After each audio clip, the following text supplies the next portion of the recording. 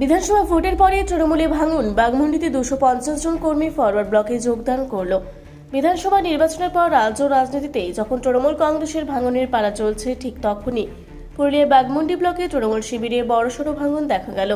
গতকাল বাঘমুন্ডির Suisa forward block office প্রাঙ্গণে আয়োজিত একটি কর্মসূচিতে তৃণমূল কংগ্রেস ছেড়ে ফরওয়ার্ড ব্লকে যোগ দিলেন কয়েকশো কর্মী সমর্থক। দলীয় সূত্রে জানা গেছে, তুনতুরি সুইসা অঞ্চলের সুইসা, নোয়াডি এবং রাইডি বুথ থেকে মিহির কৈরির নেতৃত্বে প্রায় 150টি পরিবারের 250 জন কর্মী তৃণমূল ত্যাগ করে ফরওয়ার্ড ব্লকে সামিল হন।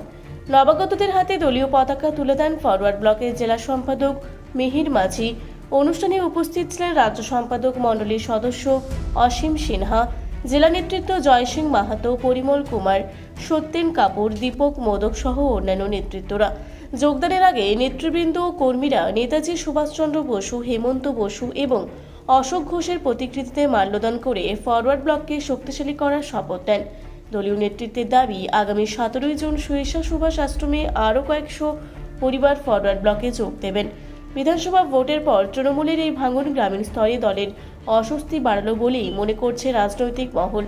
অন্যদিকে এই যোগদানের ফলে বাঘমুন্ডিতে ফরওয়ার্ড ব্লকের সাংগঠনিক শক্তি অনেকটাই বৃদ্ধি পাবে বলে আশাবাদী নেতৃত্ব। আমি ফরওয়ার্ড ব্লকেই ছিলাম, আগেও তো প্রথমও ছিলাম। ফরওয়ার্ড ব্লক 5 বছর প্রধান ছিলাম, 5 বছর আমার মা প্রধান ছিল, আমি গ্রাম পঞ্চায়েতের সদস্য ছিলাম। কোনো একটা কারণে হয়তো মতবিরোধ হওয়ার জন্য আমি তখন, সেটাও নির্বাচনের পরে যখন তৃণমূল সরকার মেজরিটি আসতো, সেই সময় আমি করেছিলাম, কিন্তু জয়েন করেছিলাম। কিন্তু প্রেশারে ওইখান থেকে প্রধান আমার মা ছিল, প্রচণ্ড প্রেশার, মনে হয় আজ অ্যারেস্ট করবো, কাল অ্যারেস্ট করবো, জয়েন না করলে বিলকুল করবো, যাই না চাপে পড়ে নিয়ে আমরা তৃণমূলটাই যোগদান দিয়েছিলাম। কিন্তু যতদিন ছিলাম তৃণমূলে মানে কাজকর্ম সন্তুষ্ট নয়। আমি 12 বছর পর্যন্ত তৃণমূলের পক্ষে কাজ করেছি, কিন্তু 3 বছর, বিগত 3 বছর আর আমি সম্পর্কও ভালো রাখি নাই, মিটিং মিছিলে যাই নাই, আমার বিস্ময় হয়ে গেছে। আমি তখন ভাবলাম যে এলাকায় তো একটু চোখটা নুবে চিন্তা করলে দেখা যায় এলাকার যা উন্নয়ন হয়েছে শুধু বামপন্থীদের সময়ই হয়েছে, বামফ্রন্টে আমাদের সময় হয়েছে। সুইসা কলেজ বলুন, তারপরে বলুন, কি বলে তো লাইব্রেরি বলুন, 2টা হাই স্কুল রিকগনাইজ পেয়েছে, এইখানে ডেলি মার্কেট বামফ্রন্টের আমলে হয়েছে, ফরওয়ার্ড ব্লকের আমলেই হয়েছে। কাজে এইসব চিন্তা ভাবনা করে দেখলাম। আর এরাকে 15 বছর দেখলাম যে কিছুই নেই, শুধু চুরি, দুর্নীতি, চাকরি চুরি, এইসব। ওরা মন্ত্রিসভায় জেলে ঢুকে যাচ্ছে।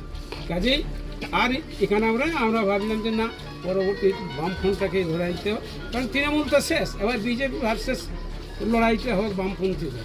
কাজে আমরা ফরওয়ার্ড ব্লকটাকেই বাছে নিই, যেহেতু এলাকা ছিল, সবাই বলছে যে আমরা পুরানোটাই দেবো, পুরানো। চলো একটু জয়নিং সভা করা যায়। এই আজকে কতগুলো পরিবার এবং কোন কোন গ্রাম থেকে যোগদান হয়েছে? কুইসা গ্রাম থেকে হয়েছে, রাইডিতে হয়েছে, নোয়াডিতে হয়েছে, 3টা গ্রাম থেকে হয়েছে। মোটামুটি প্রায় 250-300 পরিবার এই যোগদান করেছে, এবং প্রত্যেকটা পরিবারে মানে 3টা-4টা করে ভোটার আছে। এই অবস্থায় এখন বেশি কিছু বলা যাচ্ছে না, কারণ ব্যাপারটা যে আমাদের 2-4টা যে কয়েকটা বুথ যে আছে মোটামুটি কনফার্ম হয়ে গেছে আগের থেকে, সবাই আসতে পারে। কি দায়িত্বে ছিলেন আপনি? তৃণমূলের কি দায়িত্বে ছিলেন? আমি অঞ্চল সেক্রেটারি ছিলাম তৃণমূলের। পরে ব্লকের কোনো দায়িত্বে ছিলেন নাকি? ব্লকের দায়িত্বে ছিলাম, মানে ভাইস প্রেসিডেন্ট ছিলাম জেলার তৃণমূল কংগ্রেস। ঠিক। আজকে যোগদান শিবির যেটা বলা হয়, বিগত দিনে পুরো এই জায়গা থেকে, সুইসার এই জায়গা থেকে ফরওয়ার্ড ব্লকের মোটামুটি উদ্ভবটা হয়েছে, এবং এখান থেকে শুরু করে গোটা পুরুলিয়া জেলায় যার একটি সাংগঠনিক বিস্তার লাভ হয়েছে।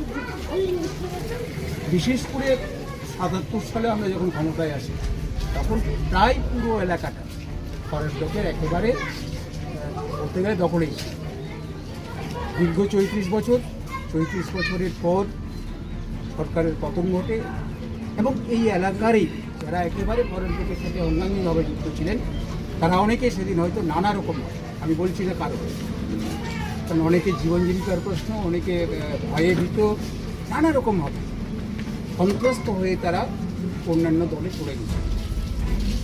আজকে 15 বছরের তাদের যা তিক্ত অভিজ্ঞতা, এবং আমরাও যা লক্ষ্য করেছি যে গোটা বাংলাতে যেভাবে আজকে তারা গোটা বাংলাতে কিছু জিনিস করলে ভুল হবে, দুর্নীতির একেবারে চরম শিখরে উঠে গেছে এবং মানুষকে ভয় ভীতি সন্ত্রাসের ভিতর দিয়েই তারা দীর্ঘ 15 বছর বাংলাটাকে এবং এটা অস্বীকার করার কোনো জায়গা নেই।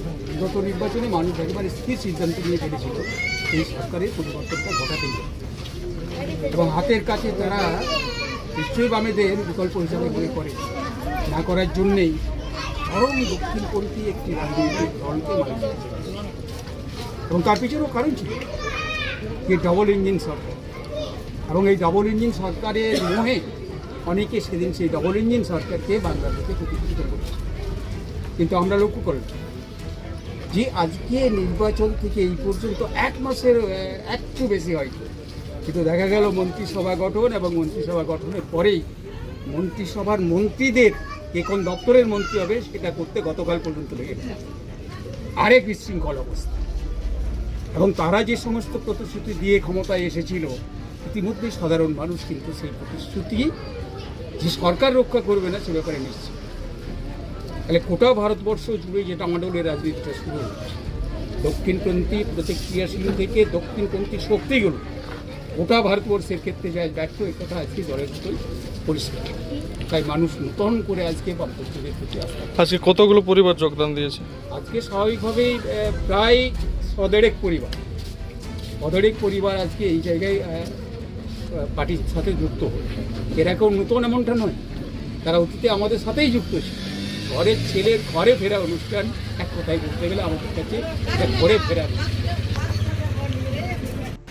বাগমুন্ডি থেকে বাসুদেব ধনের রিপোর্ট, রূপসী বাংলা মিডিয়া। পুরুলিয়ায় পাত্রপাত্রী যোগাযোগের একমাত্র বিশ্বস্ত প্রতিষ্ঠান বিবাহ পরিচয়। আপনার মনের মতো জীবনসঙ্গী খুঁজতে পাশে রয়েছে বিবাহ পরিচয়। তাই আর দেরি না করে আজই যোগাযোগ করুন বিবাহ পরিচয়।